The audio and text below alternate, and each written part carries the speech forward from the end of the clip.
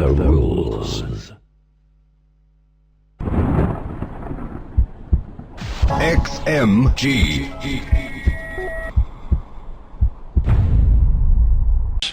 So many jokes, we laugh. I'm sure it comes on stream sometimes. Yeah, sometimes so you can. Yeah, you can. Yeah, very fun. So I heard you already had a heads-up against MC. What happened?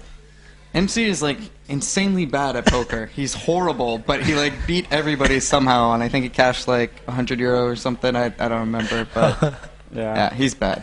Okay, probably we have a poker night today. Yeah, I hope so. After this tournament. So yeah. So the next game is coming up. What do you think about those players? They're both playing for mouse sports. We have to mention, I think, that Hasups seems to be already top 2. And Torzane can still make it. If he wins the next game, he's done. Yeah. But if not, the chances for Todd are okay to still make it top 2. That's a bit bad because both are at Mousesports, playing for Mousesports. So you can always guess, like, oh, did he really lose? Yeah. Like, was it a fake or not? I don't think they'll do that. They're pretty. I think so too. Yeah. But it's just like people can always mention stuff like that. I don't like it at all. But what can you do? What about the players themselves? Do you know the Torzane well, or also Hasups? I know their play better than I know them. Yeah. Okay. I think Torzane's the favorite. He's really solid TVP. I think Hasuub's worst matchup is probably PVT. So. Yeah. But you got to imagine that they know each other's style in and out because they're teammates. Yeah, it's always interesting to watch teammates because weird things happen. Yeah. You might see a little non-standard things from players who normally play standard, but really they just know their opponents so well that they'll make some assumptions here and there and see how it plays out. How often do you meet guys from Europe? I mean, usually you are in Korea or America.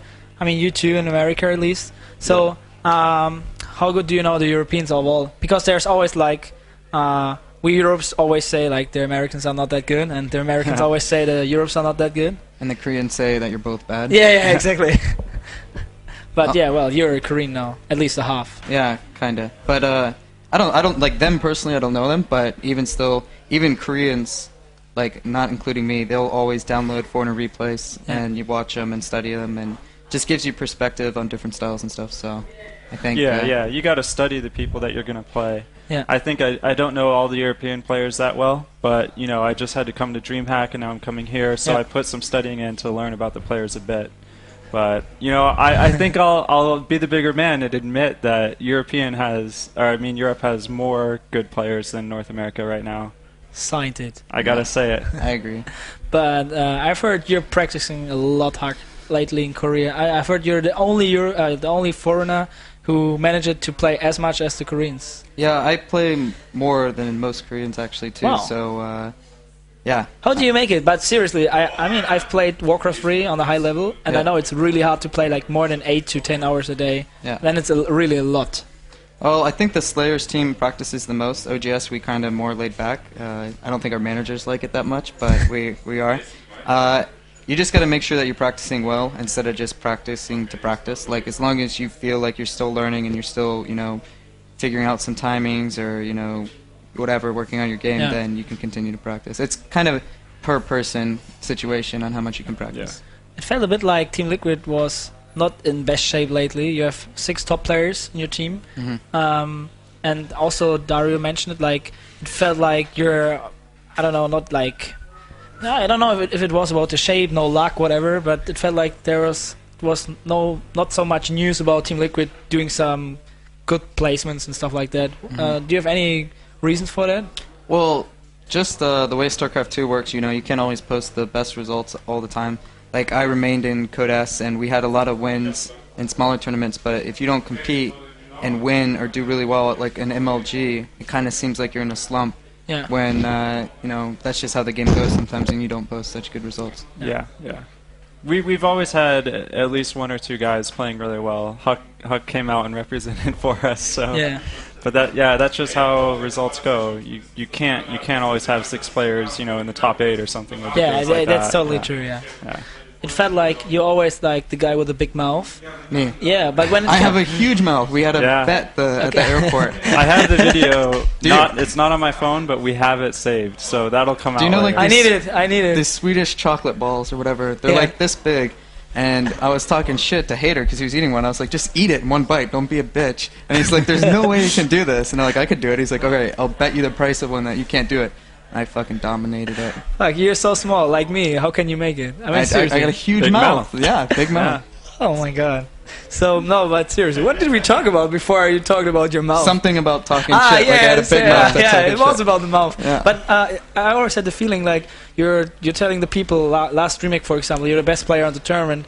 But was it probably bringing you in a situation that makes you nervous, something like that? Because I've always expected you can do better, but in the end you didn't manage to make it like top 3 or whatever. And this time it felt like not easy, but you did a great event. I don't know. I think I'm more confident than cocky, I guess. Like Yeah. that's the way I like to look at it. Like I'll never go out and say like, okay, I played Moon in the finals. He's fucking horrible. I Yeah. raped him. It was really easy. Like he played well, and even the opponents I 2-0'd or whatever at DreamHack, I still think they played well. So, you know, some people might think I'm cocky, but if you really know me and we've met, I don't think anybody really takes me that seriously. I like to joke around a lot and just have fun. Yeah, I think it feels different to meet you offline compared to talk to you online. Yeah. That's what I feel. I mean, we don't talk much, but I'm a dick online. yes, yes, a bit. I remember one game in Go for StarCraft 2 when you played it like in the start of StarCraft 2. Yeah. You didn't want me to ops because you lost the first game. Yeah. That was the reason. You lost the first game. Everyone out. Yeah. Why? It was probably lagging or something. I don't Yeah, know. yeah, that's like, what you say. Yeah, That's what I say. Make believe lag. Yeah, fucking lag. Fucking Victor. Yeah, it's probably Victor's fault. Probably. Yeah. So you still play ladder when? Did you still play ladder when you was in America, in Europe? I mean, Yeah, I brought Darius account to #1 Grandmaster when I was here. how it so. comes that you play in Europe? I mean, is it just because of the training or the times when you play night or morning that you find more players? What? What do you mean? I mean, if you practice on Europe, Oh, from Korea? no, from the US when you were still in America. Oh, well, yeah, I would, because there's a lot of better players in Europe, Yeah. and there's a lot more of them too. So I it's think always, there's just more. there's a lot of them, yeah. Yeah. So it was always better to practice on Europe, and then you got to get used to some of the timings too. Like Go for SC2, I believe, used to be at like 5 a.m. or something for me. So you know, you got to kind of get used to. Yeah. What about you, man? How many games do you play, or how many hours? I mean, it feels like you're the guy. I mean, you're for so much time. You're in Team Liquid.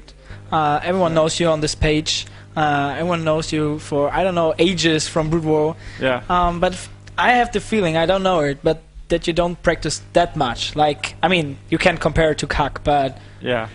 probably to an average player. I mean, I don't want to say specific numbers, but I would say, you know, of the 32 people in this tournament, I'm probably like bottom 4 for practice hours. How come? I mean, seriously. I don't know. Come on. I don't know. That's just the situation I'm in right now. But I definitely expect in the near future to play a lot more hours. So Can you motivate him sometimes, or is he probably even motivating you sometimes? I think me winning DreamHack is as much motivation he needs. So. yeah, that's true. Yeah. Yeah. For what reason? Like you don't want.